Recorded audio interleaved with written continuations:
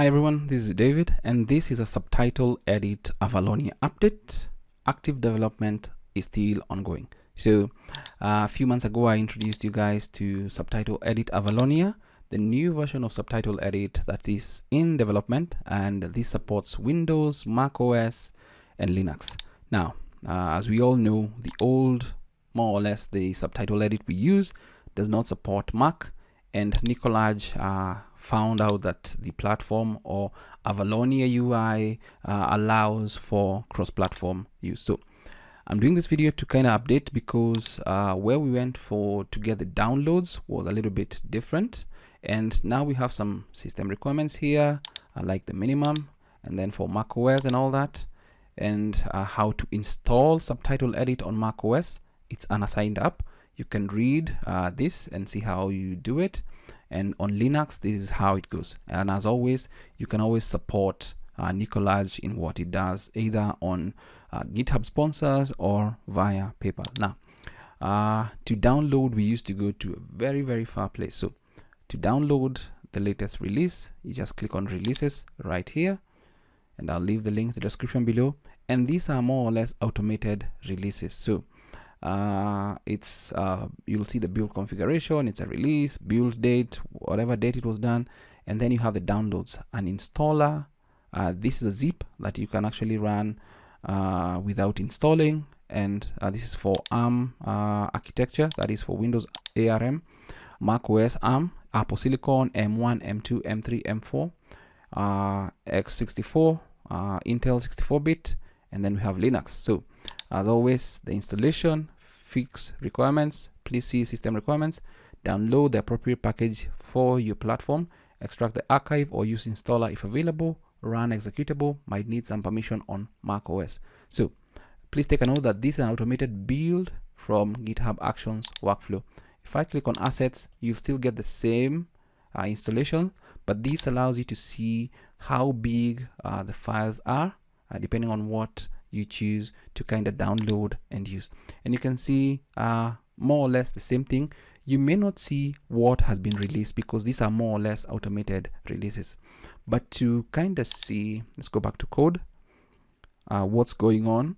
You can see there's work on Advanced Substation Alpha subtitles as of 2 hours ago, and if you click on commits right here, you can be able to see what is actually going on. There's a ton of work going on in the background. You can see there's a lot of ASSA at the moment, and then I believe, let's go to next, should be either last week or something. So Mistral was also added here, and then work on dock and dock video controls.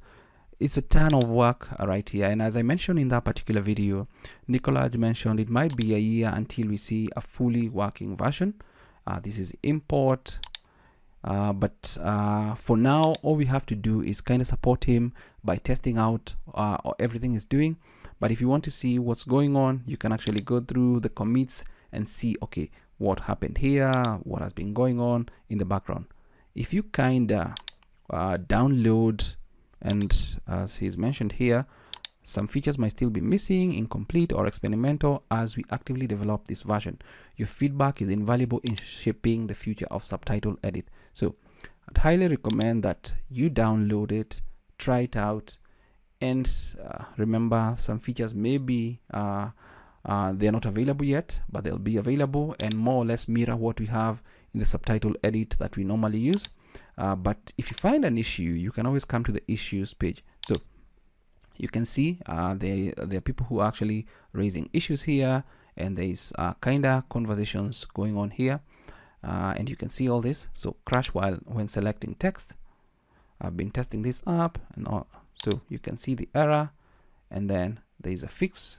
I will test when next Avalonia update is out. So there are a lot of things going on in the background, and just for downloading purposes, I can click on releases, and I'll go with a zip version. I don't want the installer, and it's about 92.8 MB. It's not a really huge file for us to work with, but it's always good to kind of show this. Sometimes when you download these files, you may get the message of unrecognized file or unsafe file. It's not unsafe, it's just that probably the certificates have not been paid for. So Windows, for example, in my case, is going to recognize it like a malicious file, but it's not. So that's why I've actually decided to go with a zip file, because this one is a more or less of a portable version of what I want to work with right here. So just a couple of more seconds, and there we go. It's about, yeah, it's here. And I can actually just do a new folder, drop it in there, and then extract it here.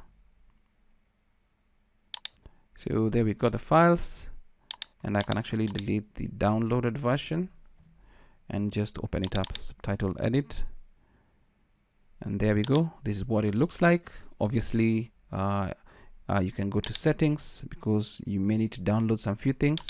A video player, you may need to download MPV. If it's not available, you can just hit on download, small file. MPV player is much better right there. So something I've noticed is that even though it says download and it's installed, you'll always be able to download. So obviously this is a bug.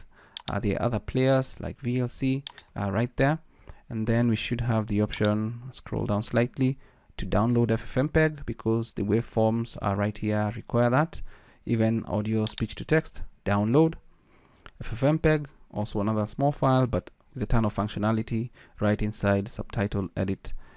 Click on OK, and if you want to kind of open a video, you can do that.